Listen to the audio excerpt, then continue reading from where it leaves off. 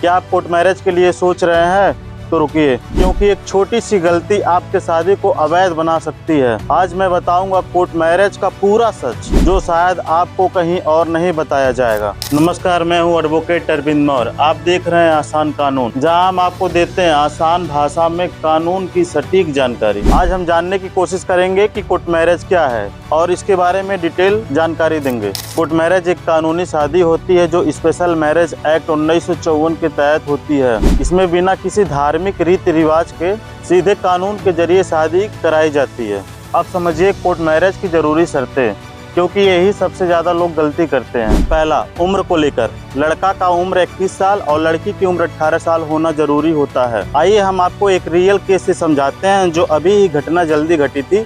एक लड़का और एक लड़की कोर्ट मैरिज कराने के लिए हमसे आए थे, तो उन्होंने मुझे गलत जानकारी दिया कि मेरा उम्र, लड़की जो बताई कि मेरा उम्र 18 साल हो गया, लेकिन जब मैंने उसका डॉक्यूमेंट वेरिफिकेशन कराया तो लड़की का उम्र 18 साल में 2 साल कम पाया गया, और इससे जिससे उसका कोर्ट मैरिज होना था उसको रोक दिया गया और उसको बोला गया कि 18 साल जब आप हो जाएं, बालिग हो जाएं, तब आप कोर्ट मैरिज कराने के लिए आ सकती हैं। दूसरा पॉइंट, दोनों की सहमति जरूरी होती है, क्योंकि एक लड़का जो होता है और एक जो लड़की होती है, दोनों आपस में स्वतंत्र होते हैं, और दोनों की सहमति इसलिए ज़रूरी होता है क्योंकि जो दबाव की शादियाँ होती है आगे चल के जाकर टूट भी जाती है, तो इसलिए दोनों की सहमति ज़रूरी होती है। आए दिन कोर्ट में ऐसे मामले भी देखना पड़ता है कि जो कभी लड़की दबाव में आती है, किसी घर वाले लाते हैं, कोई लड़का दबाव में आता है जो किसी घर वाले लाते हैं।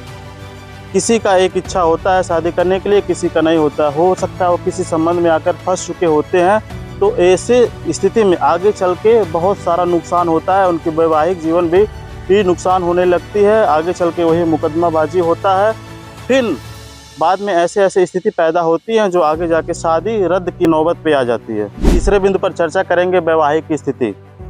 जब कोर्ट मैरिज कराने आते हैं लोग, तो क्या होता है कि दोनों, पहले तो होना चाहिए कि दोनों शादीशुदा ना हो, तब उनकी शादी एक वैध होता माना जाता है।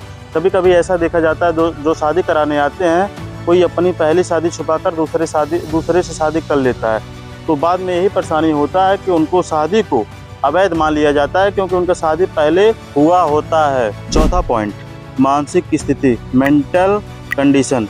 दोनों का मानसिक रूप से स्वस्थ होना जरूरी है। पांचवा पॉइंट, प्रतिबंधित रिश्ते, प्रोहिबिटेड रिलेशनशिप। लड़का लड़की आपस में ऐसे रिश्ते में नहीं होने चाहिए जो कानून मना करता है, जैसे भाई बहन, मामा भांजी, और भी ऐसे रिश्ते हैं जो कानून मना करता है। उसमें अगर जो आते हैं तो शादी को अवैध माना जाता है। छठवां बिंदु, 30 दिन का नोटिस। मैरिज ऑफिसर के पास नोटिस दिया जाता है जो 30 दिन तक पब्लिक रहता है। अगर इस दौरान कोई ऑब्जेक्शन आता है तो जांच होती है, शायद रोकी भी जा सकती है। अब हम समझेंगे इसका पूरा process step by step. Marriage officer के पास नोटिस देना होता है, 30 दिन का इंतजार किया जाता है। अगर कोई ऑब्जेक्शन नहीं होता है तो मैरिज रजिस्टर हो जाती है। गलत डॉक्यूमेंट देना, उम्र छुपाना या नियम तोड़ना आपकी शादी को अवैध बना सकता है और आपको कानूनी परेशानी में डाल सकता है। अगर आप कोर्ट मैरिज कराना चाहते हैं या किसी कानूनी समस्या में हैं, तो आप हमसे सीधा संपर्क कर सकते हैं। कोर्ट मैरिज आसान जरूर है, लेकिन कानून की हर शर्त का पालन जरूरी है। एक छोटी सी गलती आपकी पूरी जिंदगी को बदल सकती है। वीडियो पसंद आए तो लाइक करें, शेयर करें और सब्सक्राइब करें, और जुड़े रहे आसान कानून के साथ।